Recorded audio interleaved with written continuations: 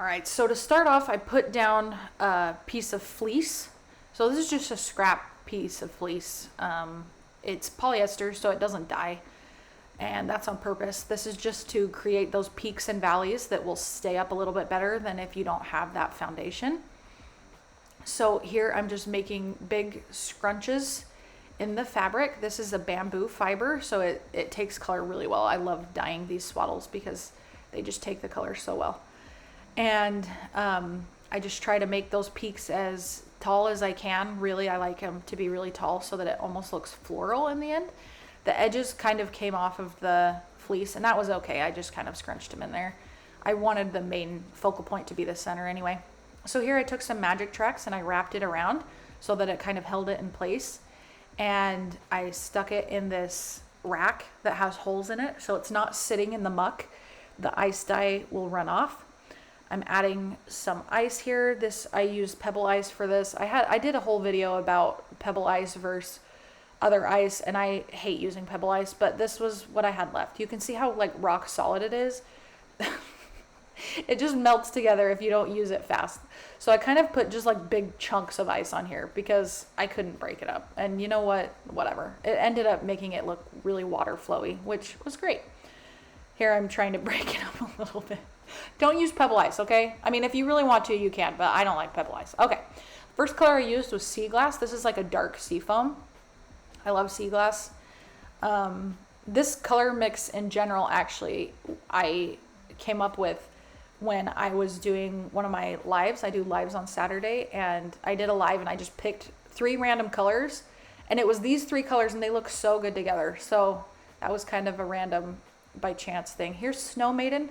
This is an ice dye color. It's kind of blue, and then it splits to a lighter blue. So I really like this one. This one's pretty. It's not a super splitter, so I'm surprised they call it an ice dye color, because some of these ice dye colors split into like 2 distinct or even 3 colors. This one isn't really so much of a splitter, just as like a blue. And then Eggplant, this is a really dark purple color. I like this color a lot, especially with the mix of the blue and the sea glass. It really makes it pop, and you'll see in this final result how pretty these colors really do look together. And another thing you'll notice too when I show the final result is that the top part is a lot, almost like watered down looking, and that's because that top had that big old chunk of ice on it. So here's the rinse out process. I rinse in cool water.